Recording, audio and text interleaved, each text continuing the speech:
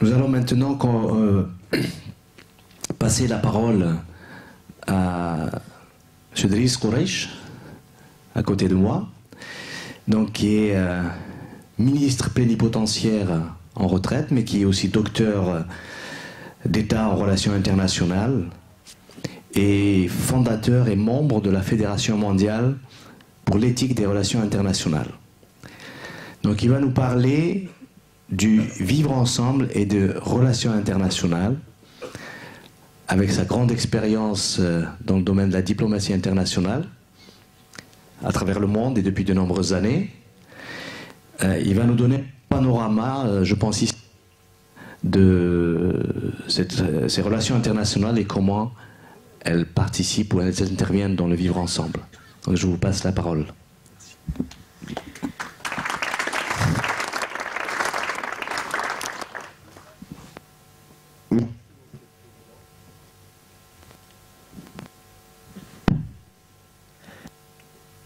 Merci, Monsieur le Président.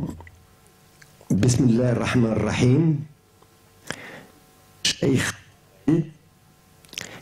frères et sœurs, c'est avec une immense fierté et un grand honneur que j'exprime ma gratitude et ma joie d'être ce jour avec vous dans cette enceinte, je dirais bien privilégiée, pour un échange d'idées et pour débattre des préoccupations cruciales qui tourmentent l'humanité d'aujourd'hui et de déterminer les approches alternatives au statu quo régnant.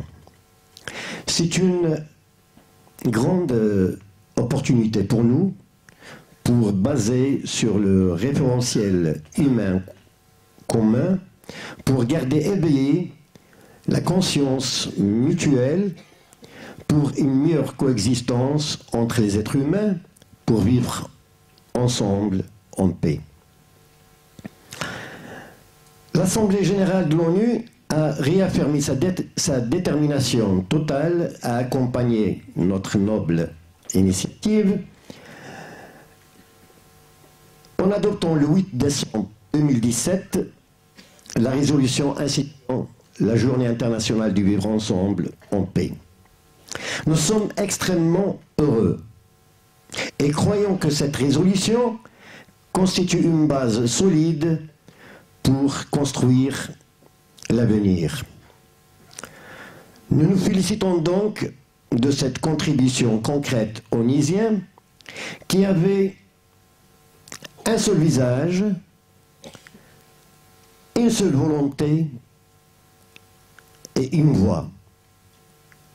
Ceux d'une personnalité spirituelle exceptionnelle, notre cher Khalid, qui a pris un seul chemin, celui de la paix. Cette résolution illustre le caractère visionnaire de sa pensée, issu de son fort intérieur et de son cœur, traduisant ainsi l'enseignement spirituel du soufisme comme une source de lumière et d'inspiration fructueuse et productrice pour la réalisation d'une vie imprégnée de beauté et de paix. Et nous a montré que le sophisme tend en permanence à enraciner l'union entre les êtres humains. Merci bien, cher Khalid.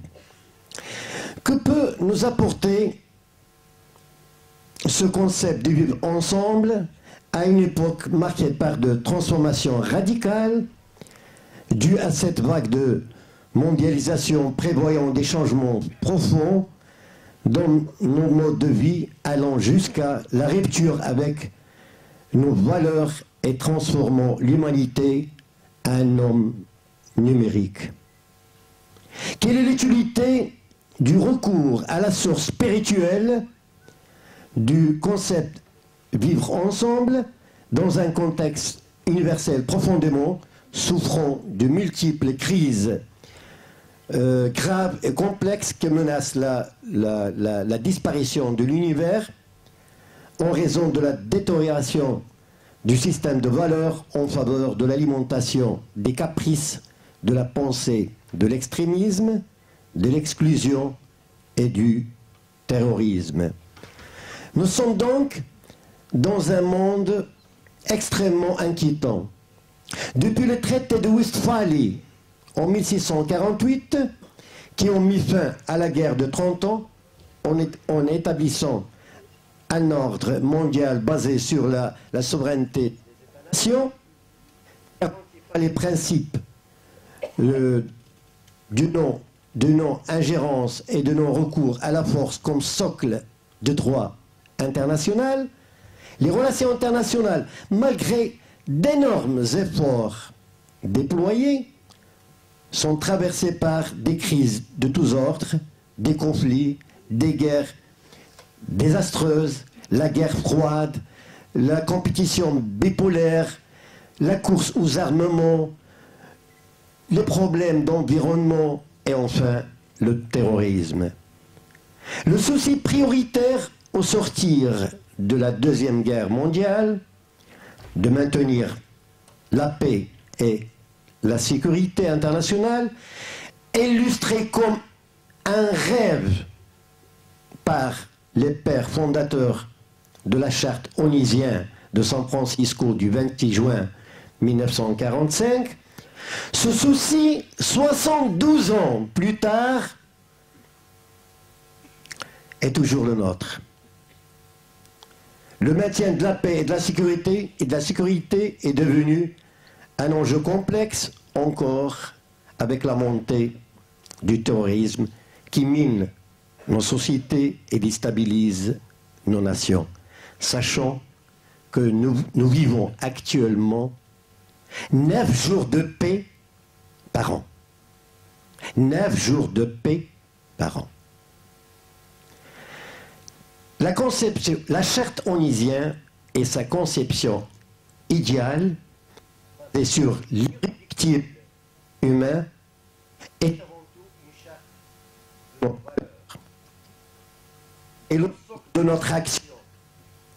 Son préambule est l'énoncé d'une mission la plus émouvante et la plus ambitieuse. Pourquoi ce rêve de paix et d'unité ne s'est pas encore réalisé? En d'autres termes, pourquoi cette faille? Pourquoi ce dysfonctionnement? Quelque chose ne fonctionne vraiment pas. La situation est toute différente dans la pratique qui présente des contradictions entre les principes affirmés dans la charte et leur mise en œuvre. Et en même temps, l'ONU reste un facteur essentiel des relations internationales contemporaines et le cadre indispensable de la vie multilatérale internationale. Est ainsi posé le débat sur l'adéquation du système onusien tel que défini en 1945 avec les menaces à la paix et à la sécurité internationale du XXIe siècle. Mais à un moment où une réforme profonde de l'ONU est en discussion, je reste personnellement convaincu que la meilleure protection contre ces paradoxes souvent violents de notre époque restera la protection de nouvelles règles collectives de nature à créer des cultures de paix. Les relations internationales ne doivent plus se comprendre exclusivement comme des rapports de force. La paix juste dont je me suis inscrit, la paix juste à laquelle je crois, plaide en faveur d'une moralisation des relations internationales. Cette moralisation n'est plus une simple illusion. L'éthique, actuellement, occupe désormais une place importante dans l'analyse des enjeux globaux. Ma conviction globale, depuis mon enfance à ce jour, c'est que l'ONU a absolument besoin d'hommes et de femmes de foi. L'ONU a besoin d'un instrument de foi qui s'inspire de ce qui unit plutôt que de ce qui divise. La mise en œuvre de cette approche passe nécessairement par l'introduction de la diplomatie spirituelle en tant que nouvelle forme géopolitique et une tendance efficace qui pourrait être considérée comme alternative. Je répète, comme alternative, parce que c'est l'ultime moyen de sauver ce qu'on peut sauver. De par le monde, j'ai milité et depuis des années, et j'ai lancé un appel en tant que diplomate à spiritualiser la diplomatie. La spiritualité peut réussir là où échoue la politique. Il peut apaiser les tensions et rassembler autour des valeurs communes, les valeurs de vivre ensemble. Avec la chute du mur de Berlin, on a eu une éclosion des conflits ethniques et on a pu constater que la réconciliation spirituelle se prêtait mieux au traitement des conflits identitaires. En d'autres termes, la spiritualité est un chemin de paix. C'est être en paix avec soi, avec les autres et avec la nature. Cela est encore vrai malgré la grande diversité des pratiques spirituelles et religieuses. Nous restons sur le fond attachés à des valeurs universelles communes dans la logique exprimant une belle diversité dans l'unité et une belle unité dans la diversité. Ces valeurs qui ne font pas partie des compétences, ils ne sont pas des compétences, sont enracinées dans l'esprit humain et ancrées dans le droit international. Elles imprègnent la charte et inspirent notre recherche de l'harmonie et de la paix. La source de ces valeurs réside dans la croyance. Que ce soit dans la croyance idéologique ou dans la croyance spirituelle, religieuse, c'est-à-dire la croyance en Dieu. La différence entre ces deux sources de valeurs réside dans le fait que les valeurs issues de la croyance idéologique se disparaissent avec la disparition de cette idéologie. L'exemple, l'idéologie socialiste de l'URSS. Après la chute de l'URSS, c'est vrai, moi j'ai vécu pendant presque 35 ans en Europe de l'Est. J'ai fait toute ma carrière dans cette région. J'ai vécu avant et pendant et après la chute du système et après la chute du mur de Berlin. La cause principale dont on ne parle pas, M. Mikhail Gorbatchev me l'a dit en 1999, personnellement, c'est le manque et l'absence du sacré. Parce que le système socialiste a été imposé dans un pays très attaché à l'Église orthodoxe, dans un pays féodal, dans un pays là où il régnait le tsar et la religion orthodoxe. Le tsar était sacré comme représentant du Dieu dans la région. Donc cette absence du sacré était la cause principale de la chute de l'URSS, cette chute qui s'est terminée, je dirais bien, dans l'éthique, sans guerre civile, sans conflit, sans rien du tout. Parce que les gens étaient soif de retourner à l'église, de retourner au synagogue, de retourner à la mosquée. Donc, ces valeurs, la source de ces valeurs réside dans la croyance. Et la croyance en Dieu, c'est éternel. Et ça se réalise et ça se concrétise sur ordre divin.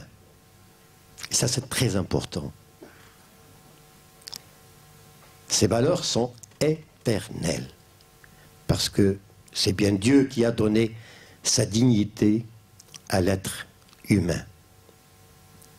Aussi, les gens ignorent tout ceci, malheureusement, ou sont complètement indifférents parce qu'ils vivent dans une autre logique, une logique mathématique du calcul et des chiffres. En réalité, le message principal de tous les prophètes a toujours été que ceux qui auront cru en Dieu et accompli de bonnes œuvres seront récompensés. Dieu dit non, mais quiconque soumet à Allah son être, tout en faisant le bien, aura sa rétribution auprès de son Seigneur. Pour eux, nulle crainte, et ils ne seront point affligés. Bela, men aslama wajhahu lillah, wa huwa muhsin, falahu ajruhu inda rabbih, wa la khawfa alayhim, wa la hum yahzanoun. Dans ce contexte, une simple synthèse de l'avènement de l'islam nous montre que la conception vivre ensemble réside dans notre relation à la fois avec Dieu et avec les gens dans notre communauté. Ma conviction constante est que Sayyidina Nuh, Sayyidina Abraham, Sayyidina Moussa, Sayyidina Isa, Jésus, salamullahi alayhim, ou Sayyidina Muhammad sallallahu alayhi wa sallam, sont porteurs tous du même message de nos valeurs universelles communes. Sayyidina Nuh, croyance en Dieu et bienfaisance envers les parents. Croyance en Dieu, verticale et horizontale, les parents. Sayyidina Abraham, croyance en Dieu et au dernier jour et obéissance de son fils Sayyidina Ismaïl. Sayyidina Moussa, les 10 commandements. Jésus, Sayyidina Isa, Saint-Esprit et égalité de droit. Évolution de l'esprit humain. Pour arriver à Sayyidina Mohammed, dernier prophète et messager, sallallahu alayhi wa sallam, 3 chemins. 3 chemins, c'est les 10 recommandations de Sayyidina Moussa, les 10 commandements, plus les 4 vous ont interdites vos mères et vos filles, et ainsi de suite.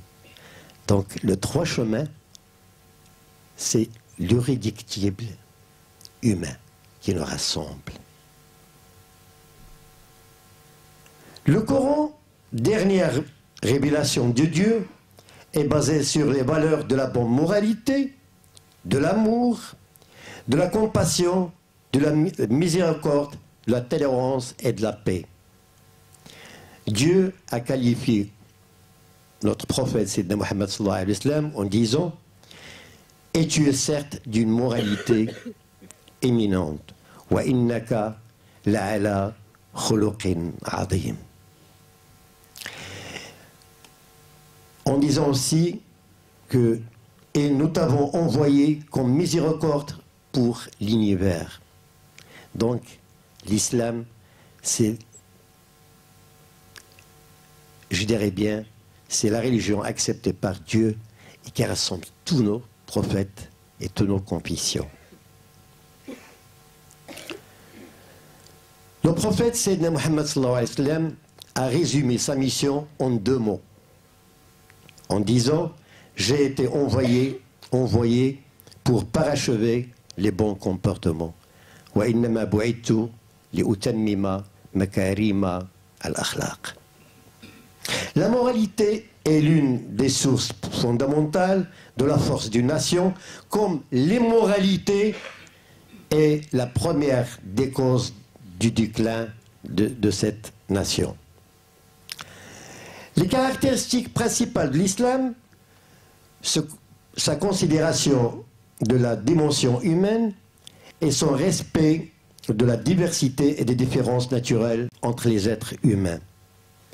Ô homme, voilà le verset qui constitue la base des relations internationales islamiques. Ô homme, nous vous avons créé d'un mâle et d'une femelle et avons fait de vous des peuples et des tribus afin de vous connaître mutuellement.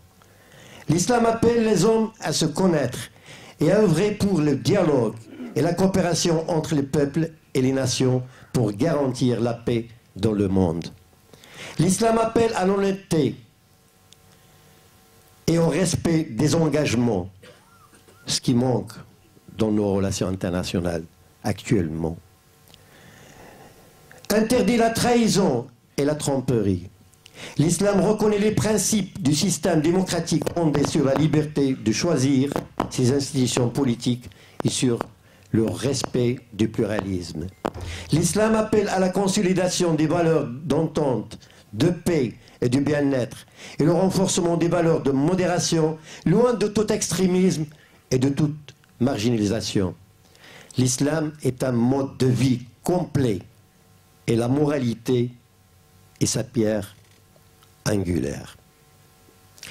Les principes conformément à la bonne compréhension de l'islam, qui s'inscrit dans une acceptation consensuelle et prenant en considération l'environnement contemporain et ses spécificités. Compréhension qui exprime l'essence même de l'islam, le juste milieu. J'appelle à cette occasion et de cette tribune, je lance un appel solennel à nos érudits religieux, à nos politologues, de s'inspirer de cette dimension humaine de l'islam et à suivre les temps, je dis bien à suivre les temps et à donner des solutions alternatives et non se refermer autour des jugements rigides. Pour répondre clairement aux problèmes de l'humanité, c'est ce que Cheikh a bien souligné dans son livre « Le sophisme corps de l'islam », pour répondre clairement aux problèmes de l'humanité, si j'apporte des réponses du Moyen-Âge, ils ne seront pas adaptés à mon époque. C'est à nous de trouver ce qui va permettre à l'homme de vivre en harmonie, en conformité avec son temps, et non en contradiction avec son temps. Il faut revenir à la source constante de cette religion. Comme si nous voulions boire de l'eau pure, nous devrions aller aux sources. En réalité, ce que je propose, ce n'est pas de se laisser guider par les ambitions, mais par des valeurs et des intérêts communs.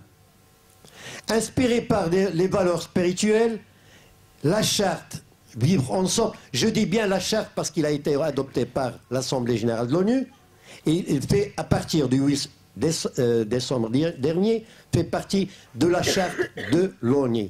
Donc je dis bien la charte Vivre ensemble. C'est la vie.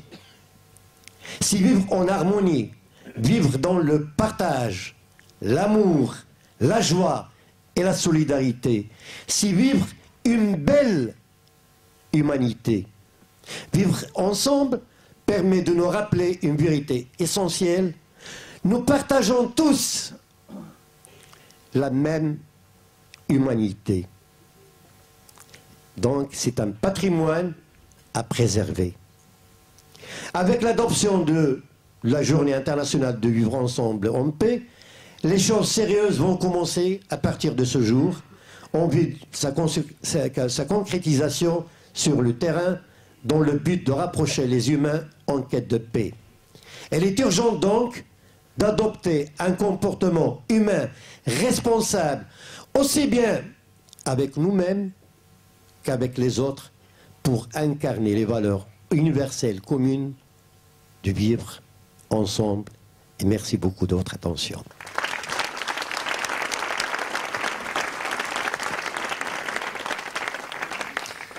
Merci beaucoup, Idriss Khoureiche, pour cette intervention qui nous a rappelé que les relations internationales ne veulent pas dire rapport de force et que c'est vers cela qu'il faut tendre, et qui nous a aussi rappelé que l'harmonie est possible si on poursuit ce but qui est inscrit dans cette journée internationale du vivre ensemble.